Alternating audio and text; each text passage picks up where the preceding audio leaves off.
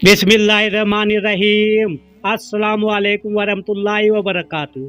तो मेरे प्यारे हजरात, अल्लाह के रहम करम से आप सभी भाई अच्छे होंगे और मेरे वीडियो पे आने के लिए तहे दिल से खुशामदीद।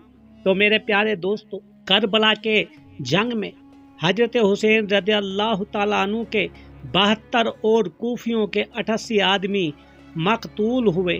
यानी कि इस शकावत और कसावत में मुजाहिरे के बाद कूफियों ने वहशत और बर्बरियत का इस तरह मुजाहिरा किया कि पखगिया ने अफान के खेमों में घुसकर लूट खसूट शुरू कर दी। ख्वातीन के सरों से चादरें उतार ली और गैर कीजिए कि उस बेकसी के आलम में उन नबी ज़ादियों के कबूल का क्या हाल होगा। ये सब कुछ उन्होंने कमाले सब्र शुक्र से बर्दाश्त किया। इतना उन कूफियों ने इतनी बर्बरता की कि बस पत्थर भी फट गए, पत्थरों भी रोड़ गए।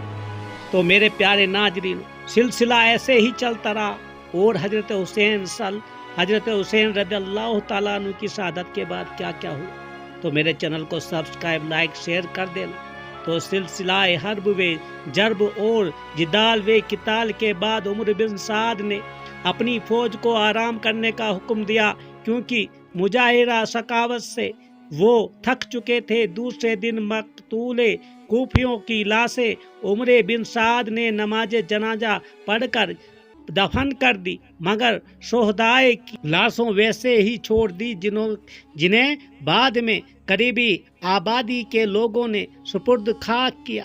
सह पहर को उमर बिन साद ने 72 शोहदाए अहले बेत के कटे हुए सर मुख्तलिफ कबाइल के सरदारों को अलग कादरी मरातिब 2-2 4-4 करके सभी को सर दे दिए। तो मेरे प्यारे दोस्तों, और उन कूफियों ने क्या किया, जिनको उन्होंने नेजों पर भालों पर चढ़ा लिया और बड़े तजक के एहतिसाम के साथ ये लश्कर फतेह जलूस में तब्दील कर दिया। आगे लिए जो सर कटे हुए थे भालों पे लटका के हुए रवाना हुआ, खुश हुआ कि हमने जीत हासिल की। उन सरों के हल्के में अहले बेत की खवातीन थी जिन्हें ऊंटों पर सवार किया गया था, जो बच गई थी, जो ऊंटों पे सवार करके।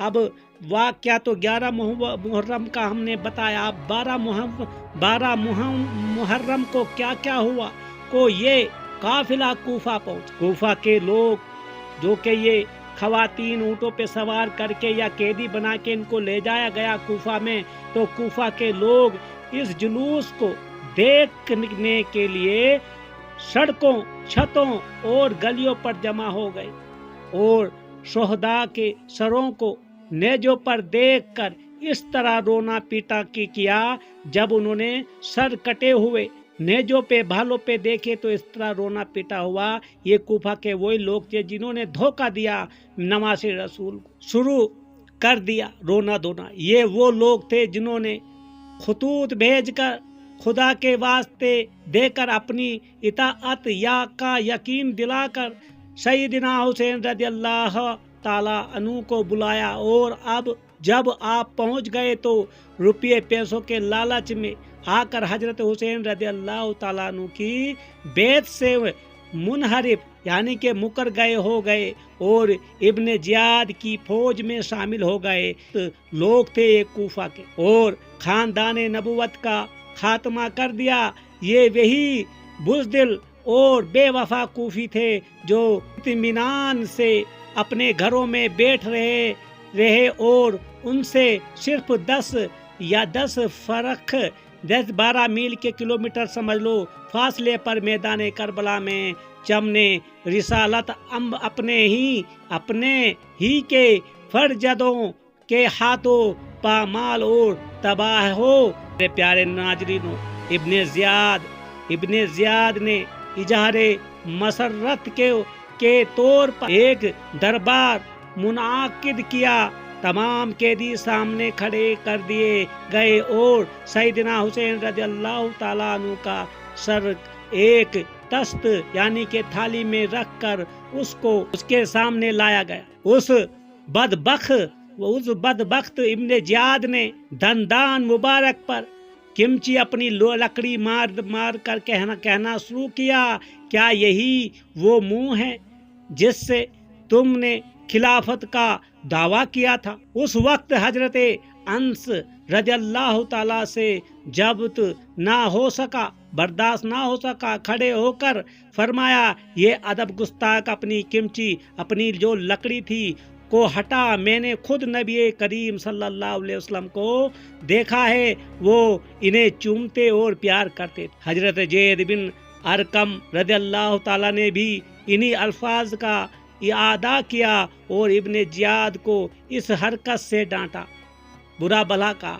ابن زیاد یہ الفاظ اور ڈانٹ سن کر آگ ببولا ہو گیا اور یہ کہہ کر اسی وقت حضرت انس رضی اللہ تعالیٰ عنہ اور زید ابن اکرم رضی اللہ تعالیٰ کو دربار سے نکلوا دیا۔